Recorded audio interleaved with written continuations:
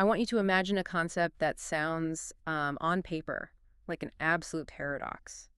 Picture a hybrid between a fast-paced, gamified tech startup, an elite executive coaching firm, and like a deeply purpose-driven ministry. Which is wild, because usually those three entities exist in entirely separate universes. Right. I mean, the tech startup wants scale and dopamine, right? Exactly. And the executive coach wants deep, bespoke psychological intervention, while the ministry is all about spiritual stewardship. But today, we are unpacking a blueprint that attempts to fuse all three of those into a single, self-sustaining ecosystem. It is an incredibly ambitious blueprint, honestly. Yeah. And what we are looking at isn't just some theoretical white paper. It is a highly strategic, biblically based executive overview. Yeah. The explicit mission of the materials we're diving into today is to cast a vision compelling enough to attract what the sources call the core 12 founders. The core 12 founders. So our mission for this deep dive is to deconstruct this vision for you, to see exactly what these 12 individuals are being invited to build. We're going to explore the macro vision of this revolutionary nonprofit model, dig into the unique framework that powers it, which they call lag, lead, lift, and then explore the intense psychology of their elite coaching. And finally, we'll look at how a tiny mobile app is being used to scale this massive impact. Okay, let's unpack this. Let's begin with that macro view. The overarching narrative here is building a nonprofit that uses the gamification of personal and professional growth to fund broader societal change. Okay. And it all starts with those 12 core founders planting the initial seed. Their role is basically twofold. They contribute a monthly financial commitment, and they actively recruit others to the platform. So that seed funding essentially builds a free mobile platform. This is where that gamified tech startup vibe really takes center stage, right? Exactly. Everyday users download this app for free, and they use it to essentially play their way to better businesses, healthier relationships, and, a clearer sense of purpose. But the revolutionary twist happens when that user base grows and those users inevitably start making donations. Right. 100% of those donations are funneled into something highly specific.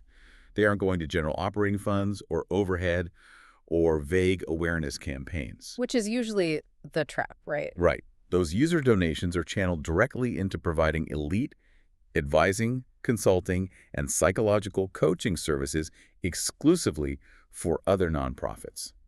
The efficiency of that model is just wild to me. Let's make this tangible for the listener.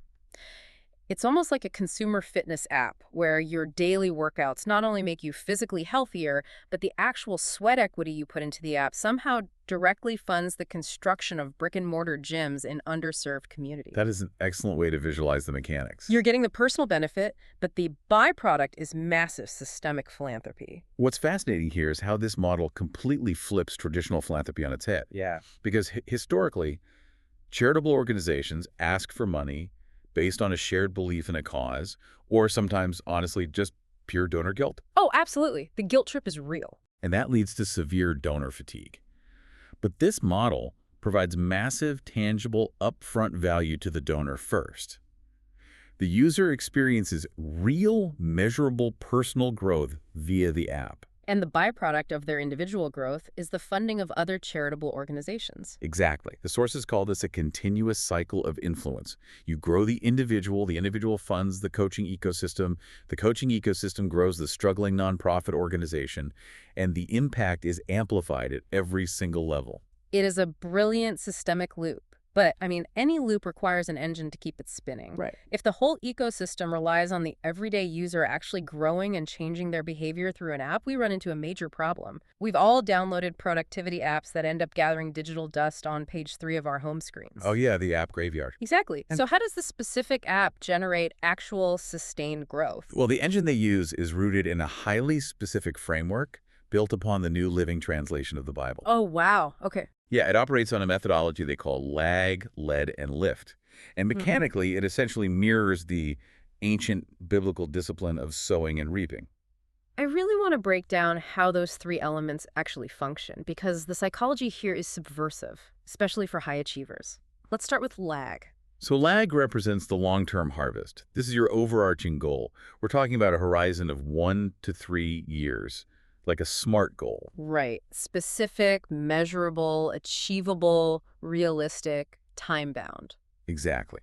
But the crucial distinction here, drawing on that biblical foundation, is that the ultimate outcome, the lag itself, is explicitly trusted into God's hands. Here's where it gets really interesting for me. Think about modern corporate culture.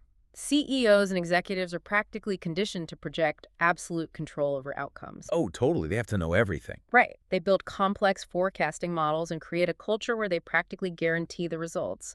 But this framework bakes humility right into the core business model. It really does. The lag, the actual harvest, the ultimate success of the business, is explicitly acknowledged as being out of your direct daily control.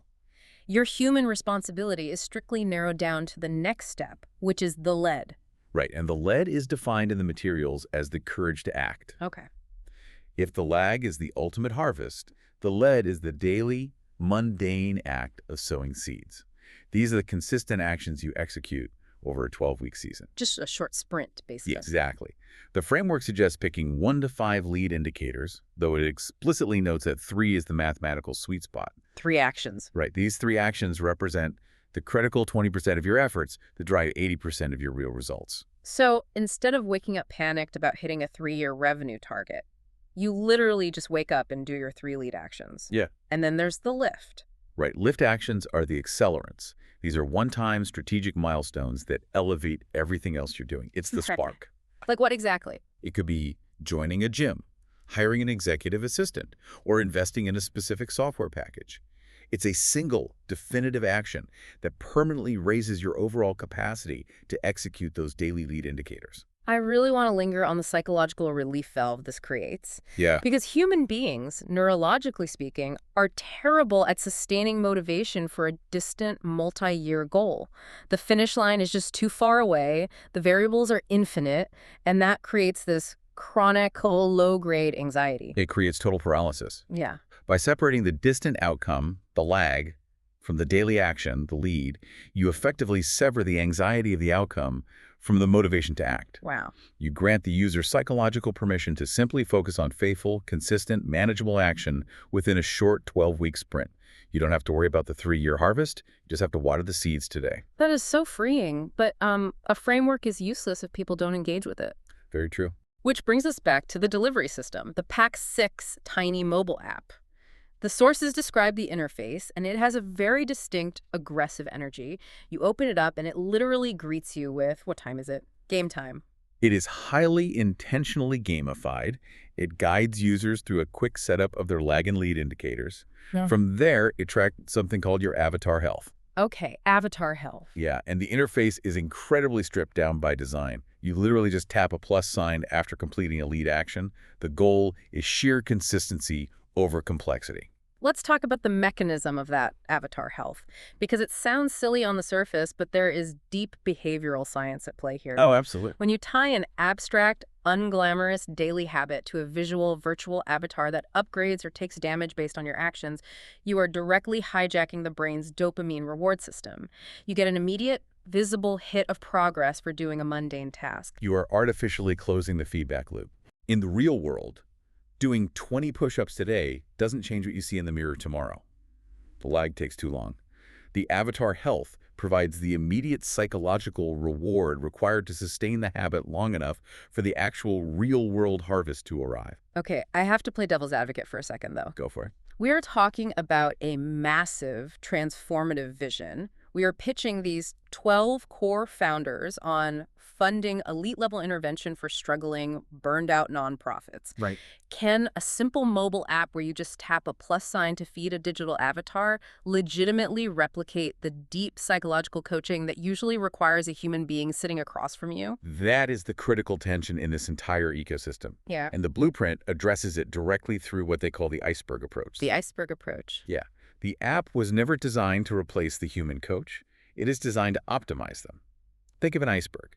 Above the waterline, you have tactical consulting and experienced advising. This is where you deal with best practices, daily habits, and strategic planning. The app handles the gamification, the daily accountability, and the tracking of those tactical lead indicators above the surface. Keeping the analogy going, the app is the wearable fitness tracker counting your reps and your heart rate above the waterline. Precisely. Yeah.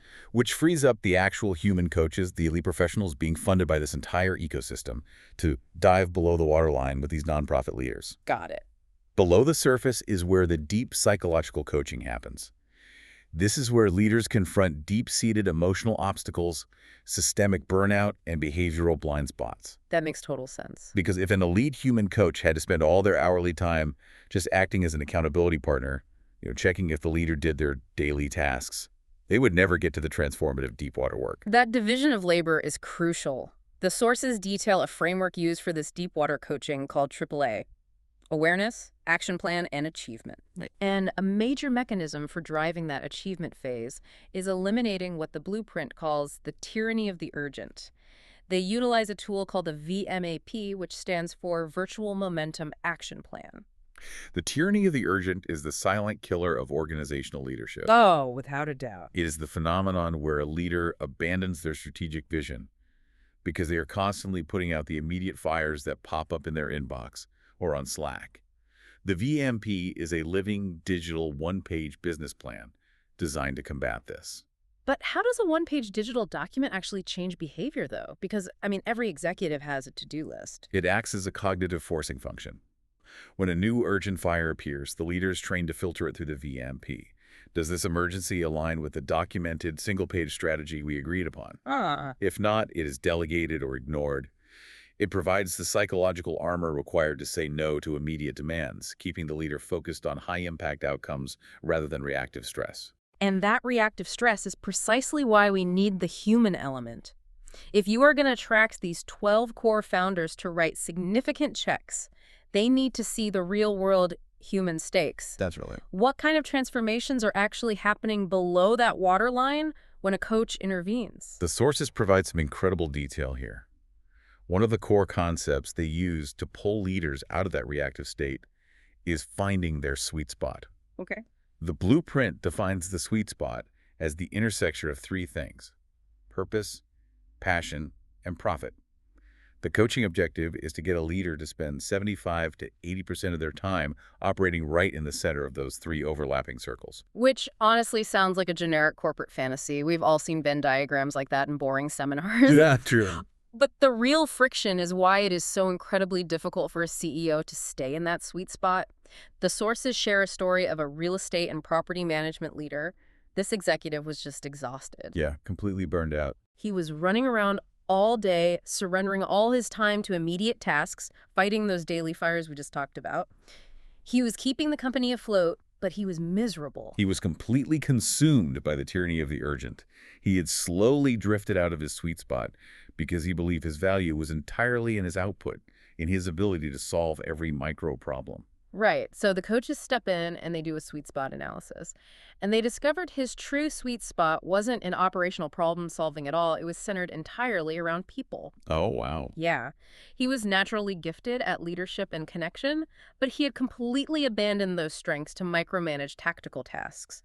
The coaches didn't just help him discover this, they helped him strategically recover it. I love that word, recover. Yeah. By recognizing his actual strengths, he finally had the confidence to empower his team to handle the daily fires. And the mechanical result was astounding. By focusing less on tasks and more on culture, his company actually experienced massive growth and he got his personal life back. Sometimes, though, leaders get so stuck in their neuroses that they need more than just a shift in focus. They require what the sources call a factory reset. A factory reset, like a phone. Exactly like a smartphone that is completely freezing up. You don't just download a new productivity app to fix it. You reboot the entire operating system back to its default settings. In this coaching model, a factory reset means returning a leader to their dominant dimension. The mechanics of this are fascinating to me. They utilize an assessment called the Mind Scan, which is based on the work of a Nobel-nominated scientist named Dr. Robert S. Hartman. Right? It doesn't just ask about your personality, it identifies the deeper subconscious reasons behind your behavior by analyzing how you naturally value the world. It categorizes you into one of three default dimensions: a doer, a thinker, or a realtor. And identifying that default dimension is the absolute key to executing the factory reset. For example, if a realtor, someone who naturally processes the world through connection and empathy, is stuck or burning out, They don't need a more optimized spreadsheet. No, that sounds awful for them. It really does. That will just drain them further. They need to go grab coffee with a colleague. Their reset requires human connection. Conversely, if a doer is stuck, they need physical momentum. They need to get out of the office, go for a run, or do a massive brain dump onto a whiteboard to dream big again. Exactly. And a thinker needs isolated, quiet time to meticulously detail out the architecture of a plan. The coaching intervenes to stop the executive from trying to push through a wall using a dimension that isn't biologically theirs. It forces them to honor their natural wiring. And the professionals delivering this intervention are dealing with incredibly high stakes, deeply ingrained behavioral patterns. We get specific profiles of elite coaches within the ProAdvisor Coach Network doing this exact work. Yeah, there were a couple standouts in the material. Take Coach Matt Drinkon. He specifically targets leaders he describes as recovering perfectionists. Oh, man, I know a few of those. We all do. These are hard-charging overachievers who literally cannot turn their brains off at night. Their identity is so tied to output that they become the primary bottleneck in their own businesses. They operate under the toxic assumption that their paycheck is the only thank you they owe their team. Wow. Drinkon's intervention focuses on teaching these perfectionists how to build actual culture, rewiring them to connect with their people rather than just relentlessly demanding results. And then you have Coach Clay Kirkland, who works with high performers, but specializes in what he calls rescues. Rescues is an intense, deliberate term. It really is. He is dealing with executives in active crisis. These are leaders who have completely lost the trust of their organizational teams, or perhaps they've committed severe moral missteps, or they're facing imminent termination from their board of directors. He is also their last line of defense. How do you even begin to coach someone in that deep of a hole? Well, he uses tools like the Gallup Strength Finder, but he uses them to expose the deep subconscious neurological pathways that led the leader into the crisis in the first place. He helps them understand that the traits that made them successful early on are the same traits causing their current destruction when left unchecked. He mechanically shifts their perspective, moving them from viewing their team's differing approaches as a matter of right versus wrong to simply different. It is a fundamental rewiring of how they lead. That is so powerful. This raises an important question, though.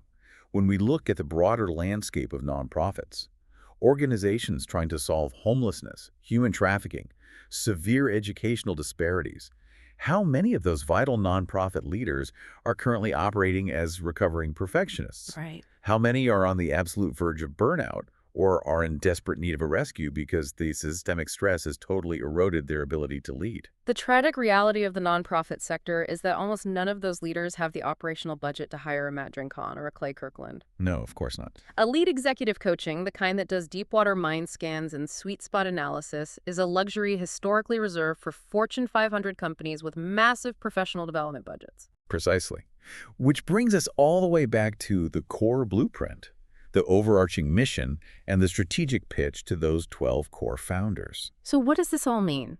If you are sitting across the table and you are being invited to be one of those 12 founders, you aren't just writing a check to build a clever little gamified app. Not at all. You are funding a lifeline. You are helping construct a self-sustaining economic engine that takes the massive profits and engagement generated by the secular personal development industry and deliberately redirects them to the people trying to save the world, but who are currently drowning in the tyranny of the urgent. If we connect this to the bigger picture, this entire model, from the gamified avatar health to the biblical lag, live, lift framework, all the way down to the deepwater iceberg coaching, it isn't merely about personal or business growth. Yeah. It is fundamentally about the concept of stewardship. It is a structured, scalable system designed to maximize the inherent strengths God gave people, pulling them out of the weeds and back into their sweet spots so they have the capacity to turn around and better serve the world. It is a stunningly cohesive vision, a self-sustaining ecosystem where 12 founders plant a single initial seed. That seed becomes an accessible app. The app translates ancient biblical principles of sowing and reaping into daily dopamine-driven habits for the everyday user. Right. And the engagement from that massive user base directly funds the elite, deep-water psychological interventions that keep critical nonprofit leaders in the fight. It's an incredibly elegant solution to a systemic really complex problem. It truly is. And as we wrap up this deep dive, I want to leave you with a thought to mull over, building heavily on this profound idea of the lag and the lead. The core philosophy we've unpacked today is the immutable law that we reap exactly what we sow, and that our focus must remain strictly on the daily lead indicators while having the humility to leave the ultimate lag harvest to time and faith. Well said. Think about the digital seeds you are planting every single day. Look at your smartphone usage. If your current daily screen time, the doom scrolling, the passive consumption of outrage, the endless fracturing of your attention through notifications, if all of those daily habits were officially tracked in an app as your primary lead indicators in a 12-week season, what exactly is the lag harvest you are unknowingly preparing to reap? Wow. That's a sobering thought. Are you playing the right game with your attention? Because to pull it all the way back to the interface of the Pac6 app, if your life is ultimately going to be a hybrid of your purpose, your work, and your daily habits, what time is it? Game time. Keep diving deep, and we'll see you next time.